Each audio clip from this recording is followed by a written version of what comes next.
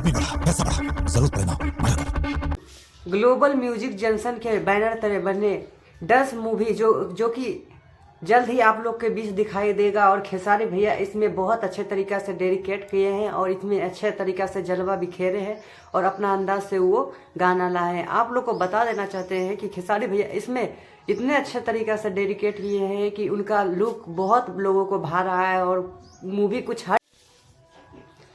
Dance movie को लिखने वाले सुधीर सिंह और धीरज ठाकुर इसका निर्देशक कथावाचक है, जो कि अच्छे तरीके से ये मूवी डेडिकेट किए हैं और अच्छे तरीके से रिप्रेजेंट करेंगे और अच्छे तरीके से जल्द ही आप लोग के बीच दिखाई देगा। सिनेमा हॉल में, छोटे बड़े सब हॉल में ये लगाया जाएगा। कहाँ कहाँ लगाया जाएगा आप लोग जरूर से जरूर हमारे वीडियो देखिएगा तो आपको पता चल जाएगा कि कहाँ लगाया जाएगा, कहाँ दिखाया जाएगा। हमारे नेक्स्ट वीडियो में ये जल्द ही आएगा।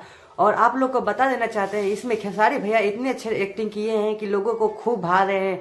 इसका कहानी भी कुछ हट के बनाया गया है, भोजपुरी लेवल से हट के बनाया गया है। साउथ इंडस्ट्री की ओर इसका कहानी कर रहा है, जो कि खेसारी भैया पहली बार भोजपुरी में ऐसा डेडिकेट कर रहे हैं जो कि साउथ लेवल का बनाया गया है। डांस वो सांप की जैसा इसमें फुफकारते नजर आ रहे हैं खेसारी भैया। और ये मूवी अभी अच्छा खासा कमाई करने वाला है और अच्छा खासा मूवी के ट्रेलर भी लोगों को खूब पसंद आ रहा है, जबकि ट्रेंडिंग नंबर 36 पे अभी ट्रेंड कर रहा है। ग्लोबल म्यूजिक बैनर तले बने ये मूवी लोगों को खूब भा रहा है, अति प्यार मिल रहा है, लोगों को सराहना मिल रही है। खेसारी भैया का बहुत तरक्की ऊंचा नाम हो रहा है क्योंकि ऐसा ऐसा मूवी लेके आए हैं जो कि खुश कर दिया है लोगों को।